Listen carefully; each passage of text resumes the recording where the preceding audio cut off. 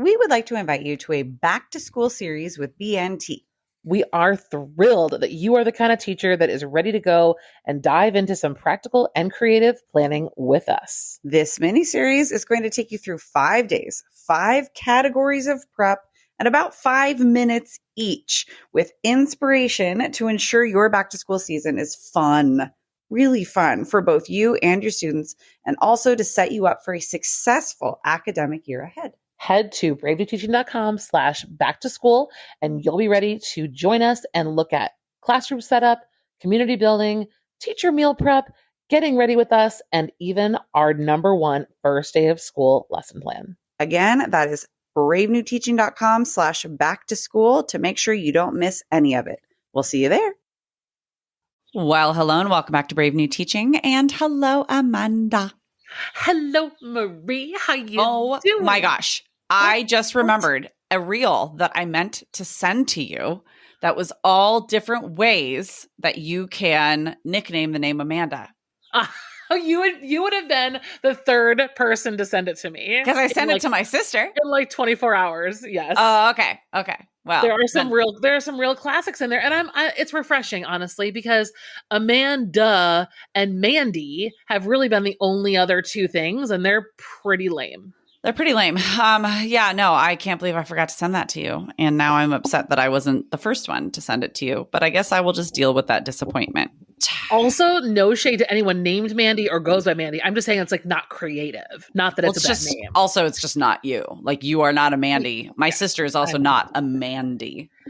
No, but Mandy Moore is a Mandy for sure. 1,000%. And I'm all about it. And I love her to death. So, I mean, they were very creative. Yes. More on Captain Amanda, something. It was good. Yeah, I don't know. There were some really good ones. Well, yeah, don't worry, listeners. More on how to nickname the name Amanda to come. True. But today, we're talking actually about, speaking of our topic today, which is supporting neurodivergence in your classroom. What? Like me right now. Can you tell I'm having a hard time focusing? We are talking today actually about some different must-haves that will really, honestly, they're game changers when it comes to supporting kids and grown-ups that are in various shades, shall we say, of neurodivergence within your classroom. Some of these things are things that you're going to be like, yeah, duh. And some of these things are things that you're going to be like, you know what? I feel like I've heard of that and I've seen it come across my feed, but it's the small things too. It's not big, huge changes. Mm-mm. You can take a couple things from this list and just try them out. It really is the small things that make a large impact, the ripples in a pond, if you will. And so it's a quick list. We just want to kind of give you something that's a little inspiring, a few ideas that you can just get up and go with in this back to school season. Yes, and we want you to also remember that when you go to today's show notes, we will have a playlist of our other back to school episodes that we've done before that really kind of, I think, come long before you're going to get stuff, right? We've talked a lot about like routines and setup and like the physical space. Like we have already talked about that. So if you're just joining BNT for the first time and you're like, oh, these guys just want us to buy a bunch of junk. Like, no.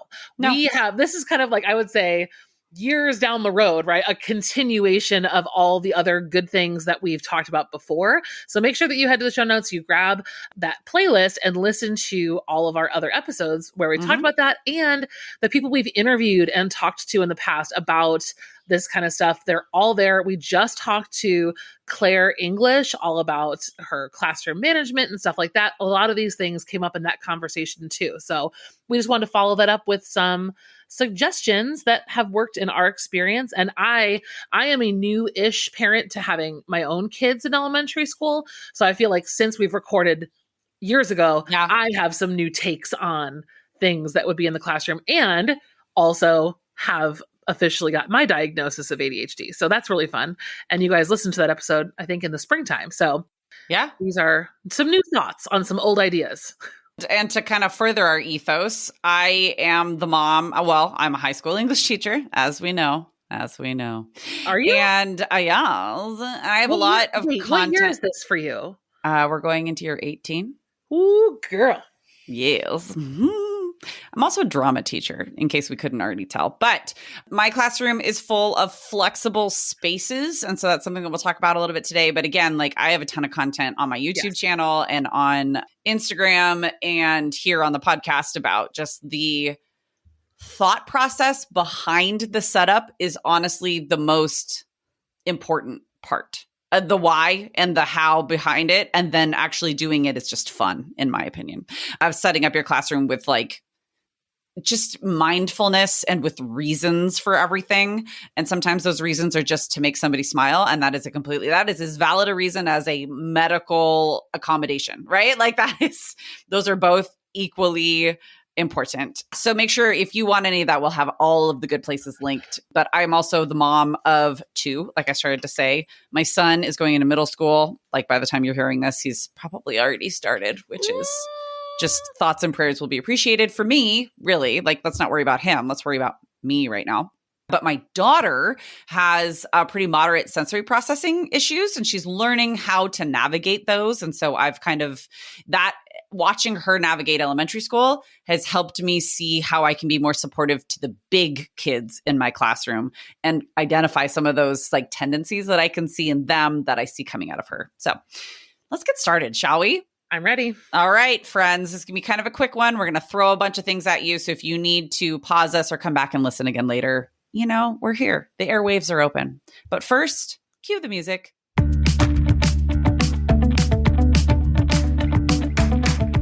You're listening to Brave New Teaching, and we are so much more than a podcast. We give teachers the inspiration, support, and tools to challenge the status quo.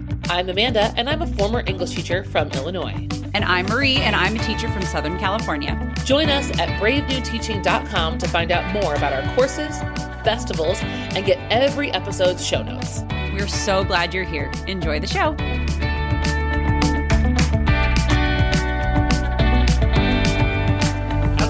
One of the things that throws kids of neurotypical, neurodivergent, however they are learning, it throws them off is the timing of things. And so something that we have heard about quite a bit in like various social media spaces and just like best practices for teachers is using timers.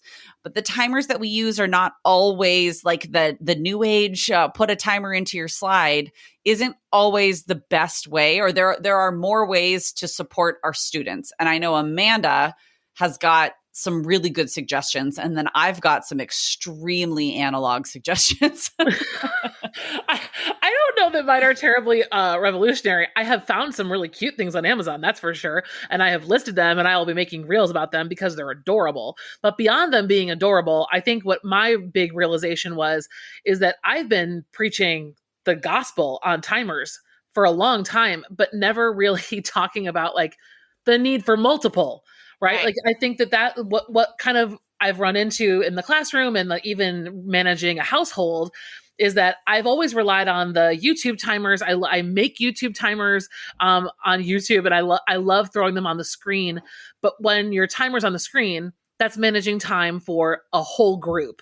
And that's managing time for everyone who needs the same thing. And that's not necessarily the case when we're talking about a classroom and we're talking about neurodivergence and that kids need different things. So I would recommend in your arsenal, if you don't already have it, having some other smaller and more portable kinds of timers. I have a really cute rainbow one that I just got that's been yoinked by my children so many times. Even the little magnetic kitchen timers are great. Mm-hmm. The kitchen timers that spin and just count down. I think even I had a stopwatch for a long time too that I kept in my desk.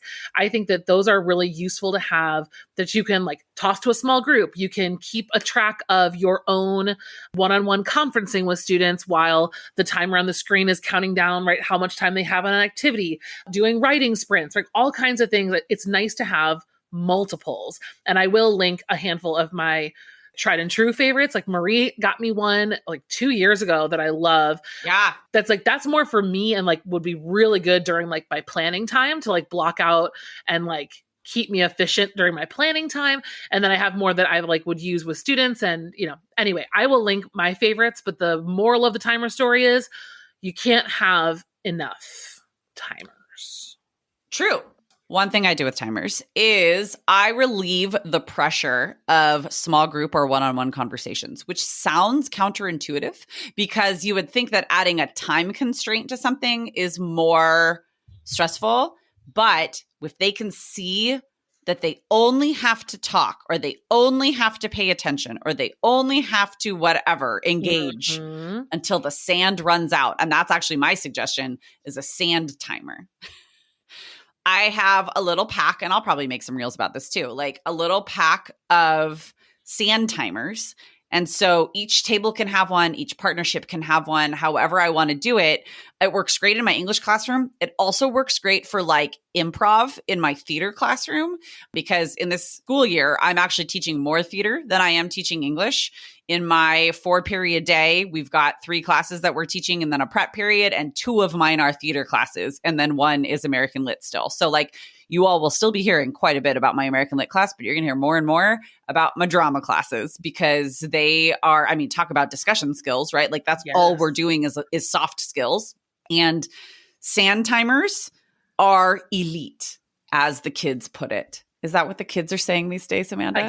I guess so. Okay. Yeah. You were blinking at me, which tells me that maybe I'm making things up, which is entirely possible.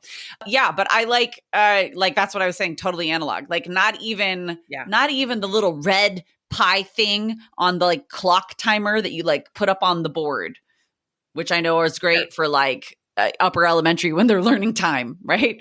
But just sand. It's huge. And I mean, so when I put my episode out in the spring about my ADHD diagnosis, like one of the things that I was realizing as I was going through the testing and then I talked to and debriefed with my doctor was like in ADHD, which is not all of your students, but probably a lot of them, the free range of space and time is incredibly stressful and overwhelming. Yeah. And I don't think I could ever like pinpoint that, like, because I was a high achieving student. I got stuff done because I was really, I was achievement oriented. I really wanted praise. But like, truthfully, if I were to, I do need the pressure of like something being due or like time running out to get things done. Sure. And I know that in the classroom, especially, I would say like, especially with writing, if you want students to get some kind of process writing done, give them 5 minutes to write a claim. And that's it. They can't go back. They can't touch it. They only have 5 minutes. They need to do it. And then you're going to move on to the next stage, the next stage, the next stage. And maybe that's not even a whole class situation. It's just like the small group of kids who need you to give them time limits for each section. And for the kids who push back and like, the pressure's too much, remind them, right, that like we can experiment with both versions, right? This is going to be really reflective for them too, because I think that maybe the instinct is to say that that's too much pressure. But then like once they actually try both scenarios, they might realize that like a timer is a relief because they know it's going to be over soon and like to make a decision. I know that was the case for me. Well, and it's like almost like, I don't know that blame is the right word, but it's like they can push off some of the accountability to like, oh, I had to finish. Exactly. Okay. So timers, great. Another thing, and we said 7 items. It's probably going to be more because let's be honest with ourselves. Timers to help manage all sorts of things. Also timers, like Amanda was saying, to manage ourselves, like on your prep period or your planning period or whatever it is, or when you're grading. If you're spending too much time on something, that's something to pay attention to and to maybe try to manage a little bit. Yes. So I lose my keys. Well, I used to lose my keys all the time. I now lose my phone, and actually I still lose my coffee and my water. My theater kids have gotten really good at being like, you left your water behind. Like they'll follow me with it and they'll be like, you did it again. And like, it's a thing. It's a thing. Mm-hmm. So what'd you get, Amanda? What's the next item on our list? I got they're called Reiki key finders, and they are like off-brand Apple like Air tags. I love it. I mean, basically they're just like stick on, they're adhesive, or they also have like a little like a key ring. Like if you wanted, you could like put them on a key ring, put them on your lanyard. Yeah. And then there's a remote, and like the remote, basically you just push the color of what you're missing. You can find what you're missing. So I mean, like for me, it was kind of a running joke after a while, but then I was like, you guys are not helpful. You know, my kids would, instead of help me keep track of the projector remote, they would laugh at me every time I lost it. Right. Because not only did it become something that I held in my hand as I hand talked through every conversation, flailing and, it was a magic wand, but then I would put it down behind the screen. I would put it down in a cell phone holder. I'd throw it in the drawer. I mean, I found that remote in places that were shocking. And most of the time kids knew exactly, I think that they stopped listening to me talk and they just watched all the places that I put the remote down. I think it became a game. Sure. So, which is understandable. Yes. Might be really helpful. I can one up you. Because I move classrooms throughout the day. So this year I will be teaching in any given day. I will find myself in at least 4 different places. And you're like, 4 places for 3 classes? How are you doing that? I got an English classroom. We've got a whole theater. We've got a workshop and a theater classroom, which we're converting into a black box theater. And those are at different corners of campus. So have I had to send out an email to my whole staff to be like, if anybody sees my phone, I would so appreciate, when you look at the lock screen and it's, those look like the Morris kids. Yeah. Could you just find me? Because you can't call me because you're holding my phone. I'm in one of 13 places. Yeah, it's just I'll call over the loudspeaker, please. So that is definitely something that I need to I need to put a little, those little phone chain things. I think I need to do that and put a tag on mine because it's a big campus. I feel like the key to this key finder that I have, it's cool, but it comes with a remote. So this is the problem, right? You gotta stick the remote on the wall. Right. So I am going to stick this, it's going to be permanently in one place and I will not be able to remove the finder, right? The finder needs to not get lost. Otherwise we're in really deep crap. And eventually when these tiny little watch batteries die, I don't know that I'll remember to replace them and I'll just have to repurchase this item. And or you just get when you get the item, you get the batteries. No, they do come with. So no, I mean extras. Oh, yeah. Well, then where do they go? And to be determined. But I feel like the idea is there, and I'm not spending Apple AirTag money on this. Yeah, I am going to spend $20 on 4 little pods. Yeah, that's not bad. See how it goes. It's not bad. Right? Yeah. Let's talk next about fidgets of various sorts, shall we? Yeah. When I was doing. Gosh, I think we were coming through the end of quarantine hybrid teaching and I was starting to go back to the classroom and I was having a lot of issues with my anxiety. My mom gave me some calm strips to put different places. I put one on my desk, I put one on my laptop, and I put one on the back of my phone. And that tactile, if you don't know what we're talking about, calm strips are a brand. But you can find these they're called anxiety sensory stickers, fidget stickers, whatever. They are kind of small and there's little bumpies on them and you can rub to get a little bit of a sensory stimulation. The best ones that I have found for students specifically and for my own children actually have an infinity pattern that you can follow that help kind of calm your brain, or they'll lead you through 1, 2, 3, 4, 5 breathing, or there's different patterns or shapes that you can follow with visual cues as to calm your breath. I am actually, as we speak, putting into my Amazon cart a couple different packs of really pretty ones that I could have my students give them for their Chromebooks. I would never have them put a sticker on their district issue Chromebook. Oh God, no. How could you suggest such a thing, Amanda? I mean, to put on their faces and rub their own face. But ones I had for Hugo, they stick on, but they don't stay forever. They didn't leave a residue. So he did put them on a lot of things. So. Yeah, no, it's great. So that's just something kind of nice. What sorts of fidgets have you found that work really well in your classroom? I will second on the calm strips for sure. And that I can say the first time I bought them was not for myself. It was for my son.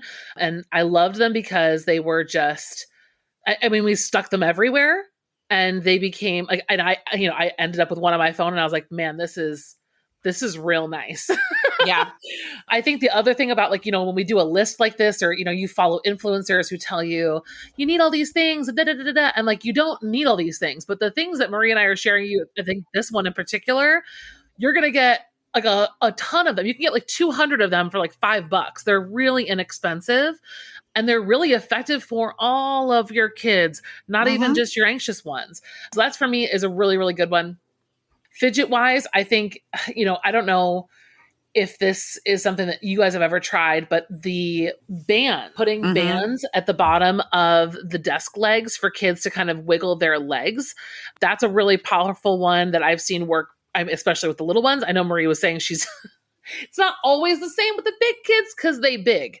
But they can get too intense and break them. So you might want to double up. I found it works better.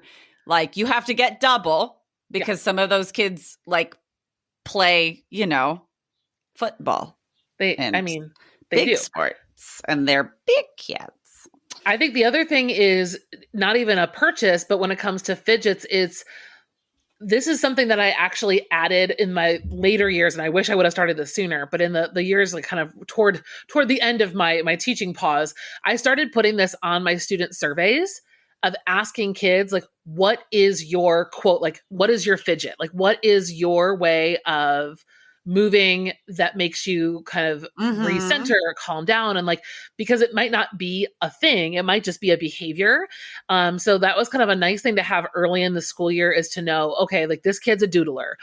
This kid is someone who really likes to just like needs to get up and move. This student really likes music, right? Needs to kind of escape with their earbuds on. So like, I think that there's a huge difference between getting to know a kid at the beginning of the year with this information than like some of those behaviors being misinterpreted down the line as being inattentive or inappropriate, because sometimes they can't, the kids need to learn the difference, right? Like you need to learn that like, if you're having a conversation with an adult, you get overwhelmed and you put your headphones in, that's going to be perceived very negatively. Well, that's not appropriate behavior. You need to advocate for yourself in a different way. Yes. Correct. But it's kind of it's a smart thing to ask kids about right away, so that your first interaction is one that's like a conversation rather than a problem.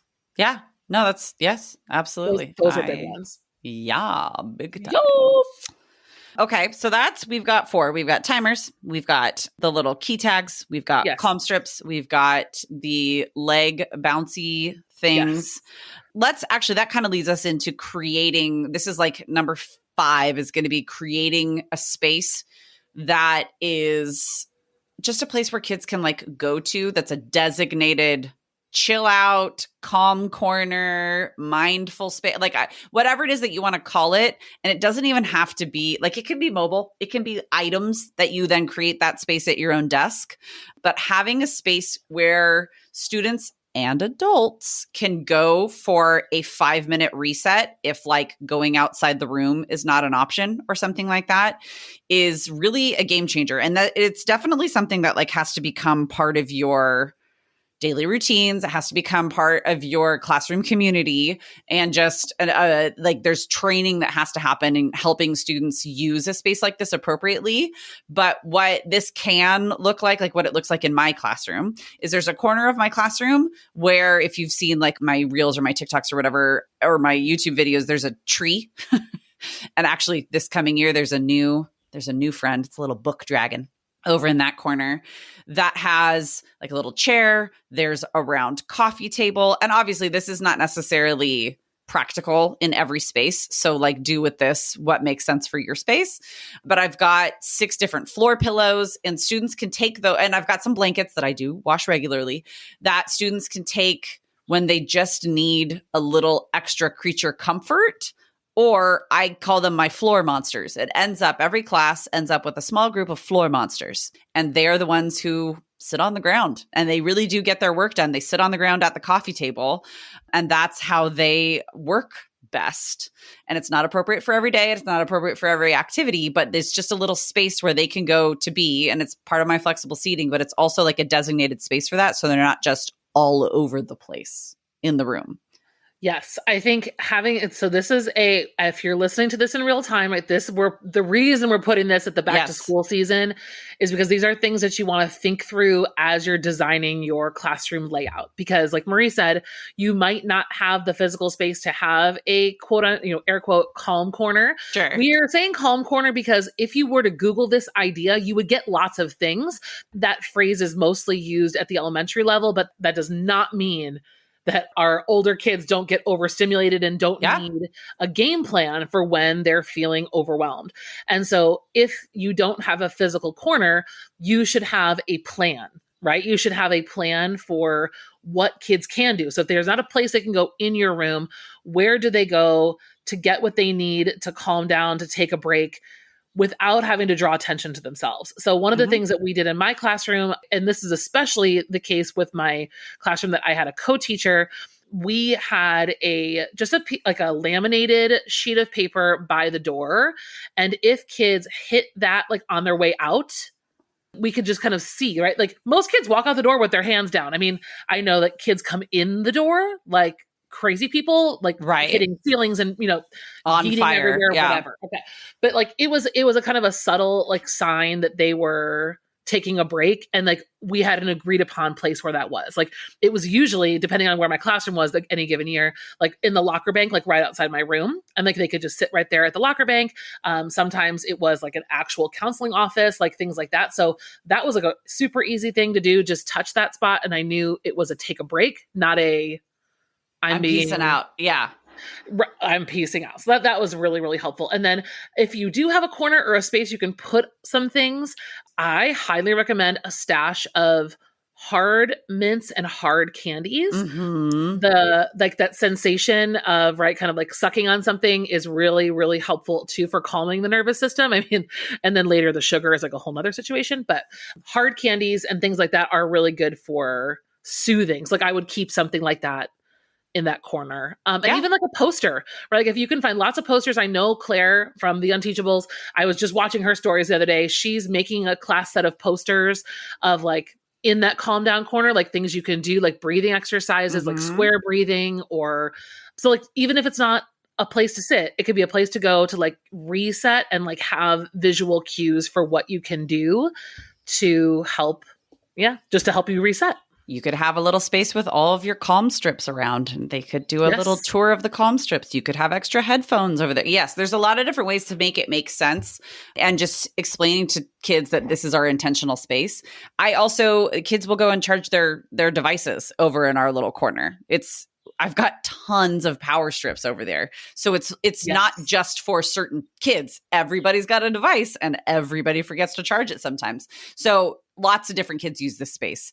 Okay, let's talk about lights. We've talked about lighting quite a bit, so we're not going to like dive into that too much, but not just thinking about lights by way of creating ambiance, but thinking about lights by way of how stimulating, especially like overhead big LED lights. Those are what's in or fluorescent, depending on where you're at. But like my classroom has LED lights all the way across the ceiling, and it triggers my migraines, and it is very overstimulating. And so depending on like fire code and that sort of a thing, there are different things that you can do. You do want to get approval first, but like I found they are hospital grade. So they're fire rated.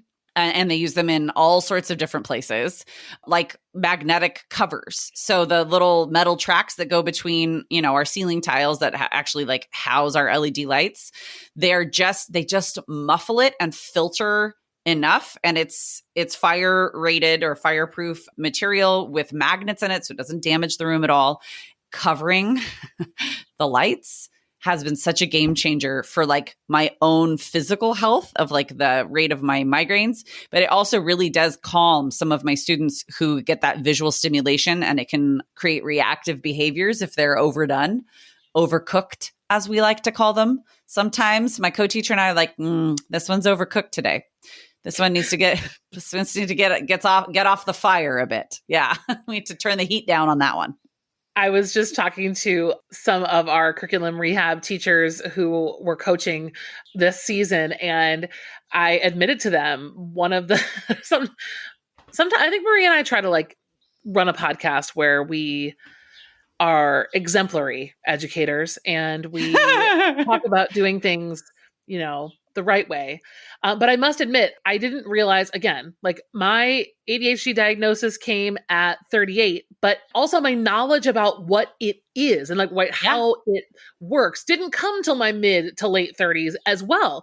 And so I look back for me and I'm like, I can remember being in elementary school, middle school, high school, in my room in the dark. And my mom, and I'm doing homework, and my mom saying, Amanda, like turn the light on. You're gonna ruin your eyes. Your eyes are gonna blah, blah, blah, blah, blah. And I would just tell her to like take a hike.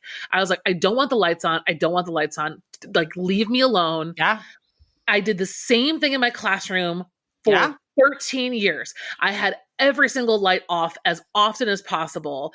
The only light in my room was that of the projector, and or if I had a window, that would be cool, but I didn't always have windows.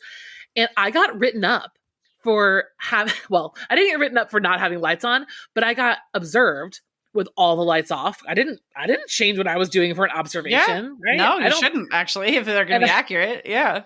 I mean, but like, even like little things like that, like I probably should have turned the lights on, but like I didn't. And I was like in trouble. They were like, in your classroom, you need to have the lights on for the children in order for them to learn, was basically the takeaway. And like nothing else about my teaching. And I was like, okay, no, of course not. Yeah. So when that evaluator came back and my lights were still off, I got a real talking to. And my response was, okay. Cool. So full disclosure, I don't follow rules, but I would also say this is just my last piece of advice with lights, is to add that to your survey as well, asking students about their light preferences in a classroom. Again, like these are things that it's kind of nice to get from them quietly in a survey rather than figuring it out later. Because for me, when I started doing that, I a lot of times had like 2 light switches. Like I could have half on, half off. Yes. And it helped me with my seating chart, knowing who could go where. And if everyone was like lights off, then I knew that classroom, it was good. Then that's your favorite class of the day. Yeah. But I mean, and there were definitely kids who preferred to like needed the lights on and needed, like they were too sleepy or they were too whatever. Yeah. And like, that was easy to figure out, but like talk about it with your kids. Yeah. Talk about like that feeling, that sensation. Like I help them be aware of their own needs, because they might not even know that that's connected to some neurodivergence, or just connected to like, right? Is this an everyday all year long thing, or is this a today thing? Right. Like and they don't need to necessarily know, like they don't have to make all those connections, but like, I like to ask like, hey, everybody, we're going to read today. I'm going to turn off these lights. If you would like to move, or like I used to have, gosh, where did I put them? Target, like the dollar spot. I got a ton of these little tabletop battery lamps. Yeah. One time. I mean, just little things like that. Or like, if anybody needs more light, I'm going to turn lamps on over on this side of the room. Let's move over there. If you're good to go where you are, that's great. Like just to create a different kind of an open space, and it gets kids used to doing what they need to do because a lot of times they won't move until you say, everybody, if you want more light, raise your hand. Great. Move here. And if you take that ownership off of them and say, do it, then they will start to discover the things that work better for their own brains, because they won't feel weird doing it because you're making them. Yes.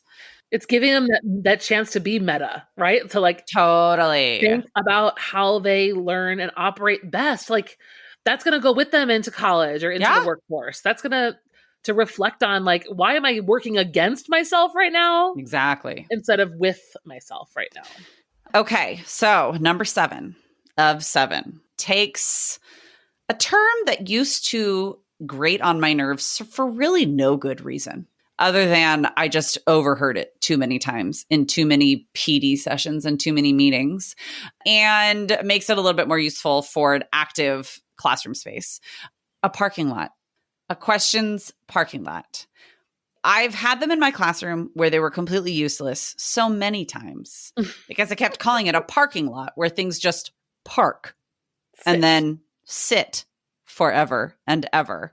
And when I went back into theater and started creating theater and live productions with students again, and we remembered just how many questions everybody has. I don't want any child to feel like they can't ask me a question, but the timing is not always right to ask the question that they have about this one bobby pin, and is it showing too much?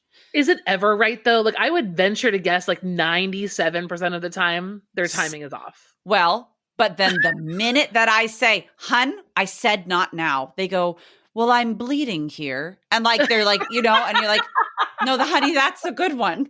Okay. So we had to develop a system for filtering and knowing which questions to ask out loud and which questions to not ask out loud.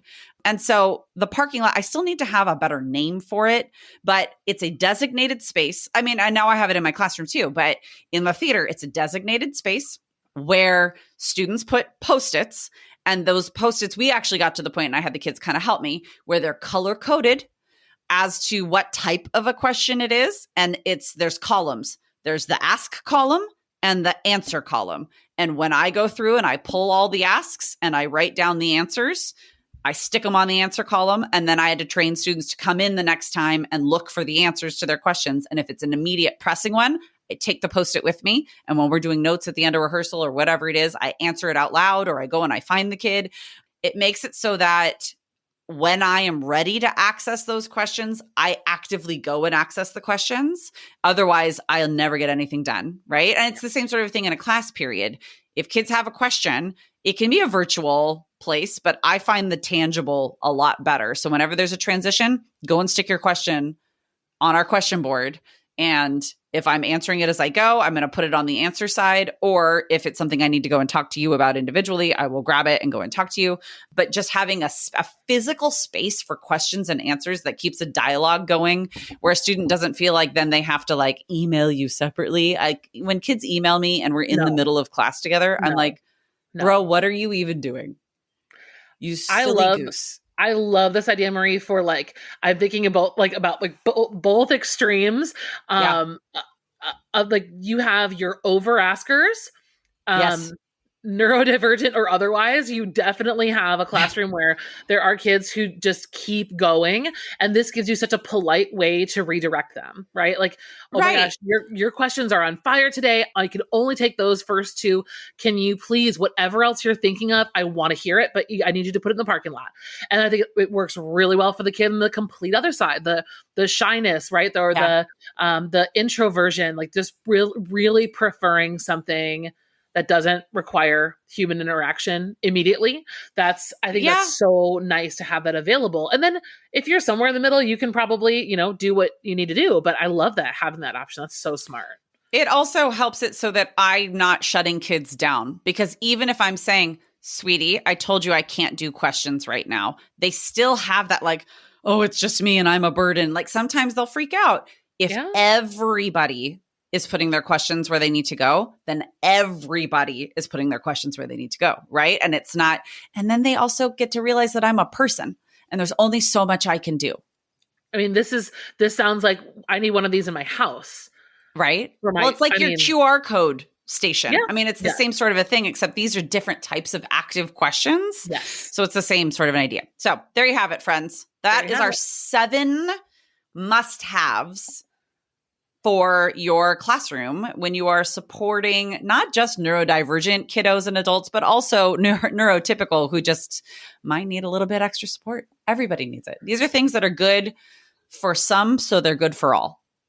I couldn't agree more. And putting these kids at the front of your mind as you're working through your classroom, like Marie said, is going to be good for everyone. We just know more now. Yeah. So we can do more. Absolutely. And that's really exciting. It really is. All right, friends. I told you this was going to be a quick episode, but I lied. How does it feel to be lied to? Head to the show notes. We have links to all of the things. And like Amanda said before, a playlist to all of our different back to school classroom setup and otherwise content is there. Yeah. Would you guys share pictures if you're doing any of these things or setting up your room? Just tag us at Brave New Teaching. We'll reshare you. We want to hear all about what you're doing and see your classroom. Give us a little tour and tag us. We'd love to see what you've taken from this episode or other episodes and implemented in your classroom. Yeah. Let us see what you got. All right, friends. Thank you so much for joining us. Good luck in this back to school season, and we will see you next time. Bye. Bye.